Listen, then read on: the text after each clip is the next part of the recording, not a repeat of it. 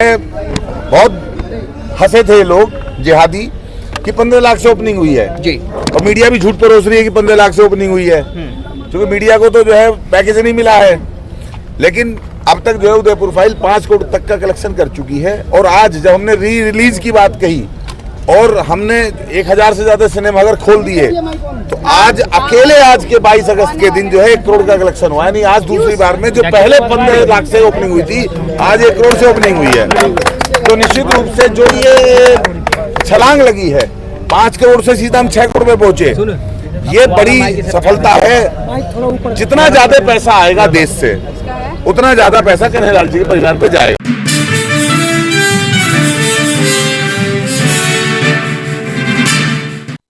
दोस्तों नमस्कार, स्वागत है आपका आज के कार्यक्रम में। उदयपुर फाइल्स फिल्म जो सिनेमाघर में लगी, इतने सारे रोक और इतने सारे मुकदमों में फंसने के बाद, तो उसके बावजूद अगर वो फिल्म जब रिलीज हुई तो दर्शकों का उतना रिस्पांस नहीं रहा जैसा कि दूसरी फिल्मों या कश्मीर फाइल्स, इवन सैयारा अभी हाल में जो आई, जो बिल्कुल कहा जाए कि एकदम छपरी क्लास की फिल्म थी, लेकिन वो भी बॉक्स ऑफिस पर अच्छा कलेक्शन कर गई। लेकिन उदयपुर फाइल्स ने बॉक्स ऑफिस पर वो कमाल नहीं दिखाया जिसकी उससे उम्मीद थी।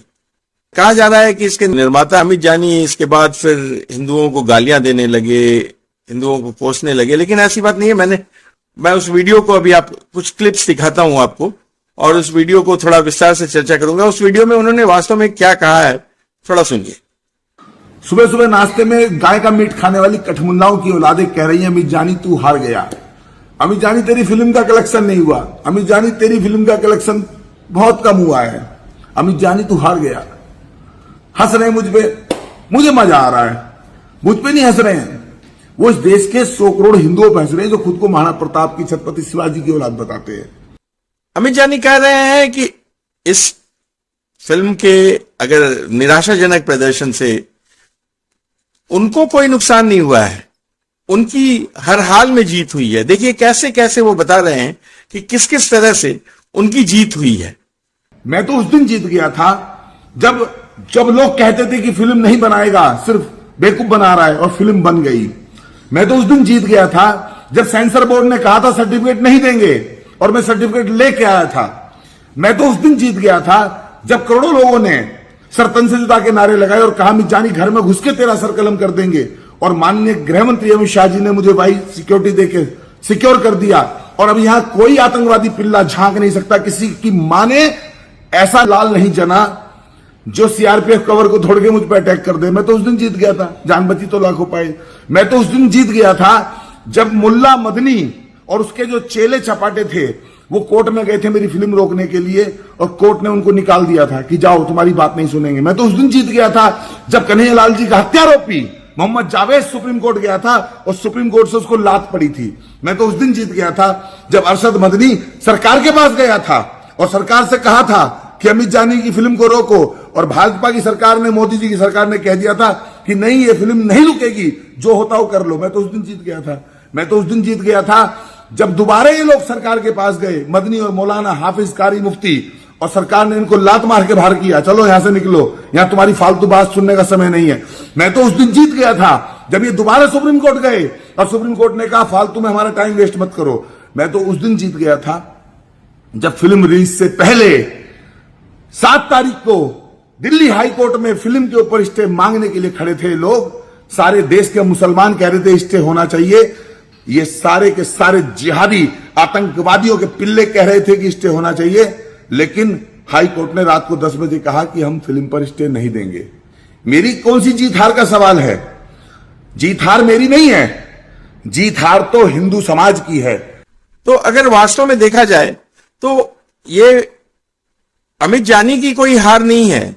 ये अगर हार है, ये अगर निराशाजनक है, तो ये अमित जानी के लिए नहीं है, ये सारे सनातनी समाज के लिए है, हिंदू समाज के लिए है, जो इस हिंसा के विरोध में था, जो इस हिंसा को जस्टिफाई करने वालों के विरोध में था, और जो इसके नैरेटिव के विरोध में था, वो पिछड़ रहा है। ऐसा नहीं है कि कोई हार या कोई जीत हुई है, लेकिन अगर फिल्म ज्यादा लोकप्रिय नहीं होती है और ज्यादा इससे रेवेन्यू नहीं आता है, तो जो अमित जानी का मकसद था या फिल्म के निर्माताओं का जो मकसद था वो पूरा नहीं होगा। उनका मकसद कोई प्रॉफिट कमाना या कोई मुनाफा कमाना नहीं था। उनका मकसद था कि इस फिल्म के जरिए, चूंकि समाज, आप जानते हैं कि हिंदू समाज वैसा उस तरह से ऑर्गेनाइज नहीं है कि कन्हैयालाल के परिवार को कोई बहुत बड़ी सहायता मिल गई हो। कन्हैयालाल अपने परिवार के इकलौते ब्रेड अर्नर थे। वो दर्जी का काम करके किसी तरह से अपना गुजारा चलाते थे, लेकिन उनको केवल एक फेसबुक पोस्ट के नैरेटिव के जरिए उनकी हत्या कर दी गई। असल में तो हार है तो हिंदुओं की है, जीत है तो हिंदुओं की है। ये मैंने अपनी शादी की एल्बम नहीं दिखाई है, ये मैंने अपने निजी कार्यक्रम की भाषण की सीडी नहीं बाजार में भेजी है कि कितने लोगों ने देखी। ये कन्हैयालाल जी का दर्द है। कल कन्हैयालाल जी की फिल्म ने जो कलेक्शन किया है वो सहसम्मान कन्हैयालाल जी घर पहुंचा दिया जाएगा।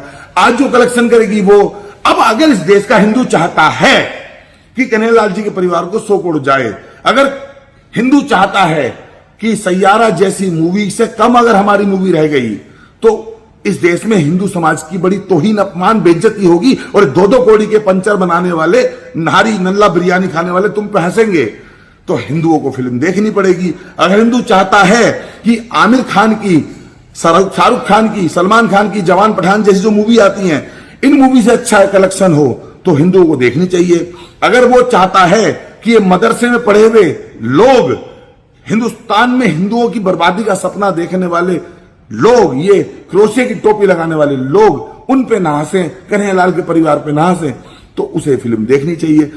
उनके हत्यारों ने खुलेआम कैमरे के सामने हत्या की उनकी, और उसके बावजूद यह मामला इतने सालों से कोर्ट में अटका हुआ है और उसका कोई फैसला नहीं हो पाया। अभी जब इस पर फिल्म बनी तो उस पर भी रोक लगाने की, आपको पता है कि कई सारी कोशिशें की गई। सेंसर बोर्ड ने इसके हर पार्ट को, हर टुकड़े को, मतलब हर हिस्से को काटा। कहा जाता है कि यह फिल्म इसलिए भी बिखरने के कगार पर पहुंच गई कि उसमें इतने सारे कट्स लगे। तो जब सेंसर बोर्ड ने उसको कट्स लगाया तो उसको जोड़ना, जो मान लीजिए अगर कोई बात कंटिन्यू कर रहा हो और बीच में कोई बात हमारी काट दी जाए तो एक सिरा से दूसरा सिरा नहीं मिलता है। तो वैसे में आदमी को, जो सुनने वाला है उसको या देखने वाला है उसको, लगता है कि ये कहीं से मिसमैच हो गया है। तो हो सकता है लोगों ने जो देखने की कोशिश कर रहे होंगे उन्हें बीच बीच में कट के कारण मिसमैच लगा होगा। इस कारण भी यह फिल्म लोकप्रिय, मतलब उतनी ज्यादा जो कमर्शियली सक्सेस नहीं हो पाई। लेकिन इस फिल्म ने अपना मैसेज दिया है, और जो मैसेज है कि यह कैसे सनातन समाज को या हिंदू समाज को एक साजिश के तहत कैसे दबाया जा रहा है, और उस मैसेज को अगर हम नहीं देखते हैं, उस फिल्म को अगर आप सिनेमा हॉल तक जाकर नहीं देखते हैं तो उस मैसेज को समझिए एक तरह से किल करना होगा। क्योंकि जो अमित जानी या जो फिल्म के निर्माता हैं, उनका जो उद्देश्य था इस फिल्म को बनाने के लिए कि एक तो समाज में जो जागरूकता फैलाना, दूसरा जो मुख्य उद्देश्य था कि इसे अगर कमर्शियली कोई भी कमाई हो रही है तो वो कमाई कन्हैयालाल के परिवार को जाए। और इस मकसद में पहला मकसद तो कई जगह से कई लोगों ने देखा और उसके क्लिप्स घूमे तो उससे लगभग पूरा हुआ। लेकिन दूसरा मकसद जो ज्यादा अहम मकसद था कि कन्हैयालाल के परिवार को जो उनकी कुर्बानी है उसके बदले उन्हें कुछ उनको कंपनसेशन मिले, वो कंपनसेशन नहीं पूरा हो पा रहा है।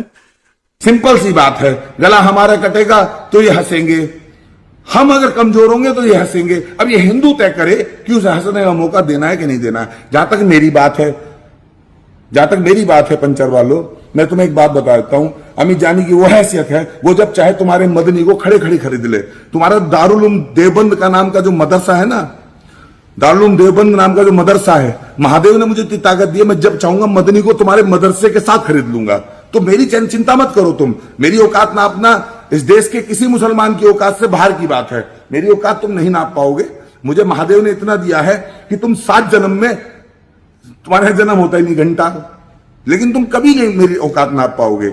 मैं तो हिंदुओं से अपील कर रहा हूं, तुम बीच में आ जाते हो बिना वजह। हिंदू से कहना चाहता हूं कि ये जो हंस रहे हैं जिहादी तत्व देश के अंदर, ये मुझ पे नहीं हंस रहे हैं, ये तुम पे हंस रहे हैं। मुझे तो फिल्म को ना रिलीज करने के 30 करोड़ रुपए मिल रहे थे, मैं फिर कह रहा हूं, देवादिदेव महादेव की सौगंध खा कह रहा हूं, मुझे फिल्म को रिलीज ना करने के 30 करोड़ रुपए मिल रहे थे। इतना विवाद था कि फिल्म को रिलीज मत करो, 30 करोड़ रुपए देंगे। मैंने मना कर दिया कि मैं फिल्म को हर सूरत में रिलीज करूंगा, मैं पैसे के लिए अपना धर्म नहीं बेचूंगा।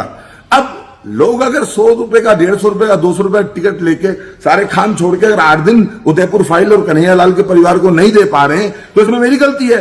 मेरा काम था फिल्म को कोर्ट से निकाल के, सरकार से निकाल के थिएटर तक पहुंचाना। अब आगे क्या मैं थोड़ी देखूंगा सारे देश में फिल्म ने क्या कमाया क्या नहीं कमाया मेरे लिए कोई महत्वपूर्ण नहीं है। मैं फिर कह रहा हूं, जो आएगा लाखों में आए चाहे करोड़ों में आए, वो जाएगा कन्हैयालाल के परिवार को। देश के हिंदू तय करें, उन्हें अपनी दुर्दशा करानी है, उन्हें कन्हैयालाल की तरफ अपना गला कटवाना है, उन्हें इन जिहादी कठमुल्ला जिहादी तत्वों को अपने ऊपर मजाक उड़वाना है, हंसवाना है। आप लोगों से अपील है कि इनके जो निर्माता हैं इनकी भावनाओं को समझें और कम से कम फिल्म एक बार जाकर जरूर देखें सिनेमा हॉल में। अभी फिल्म चल रही है, कई सारे सिनेमा हॉल्स में चल रही है और दर्शकों का प्यार रहा तो यह फिल्म फिर दोबारा एक उभर कर आएगी और कम से कम उतना तो जरूर अर्न कर लेगी कि कन्हैयालाल जी के परिवार को एक अच्छी खासी रकम सहायता में जा सके। आज की वीडियो में इतना ही। अगले वीडियो में फिर किसी और मुद्दे पर आपके सामने उपस्थित होंगे। तब तक के लिए धन्यवाद। नमस्कार। जय श्री राम।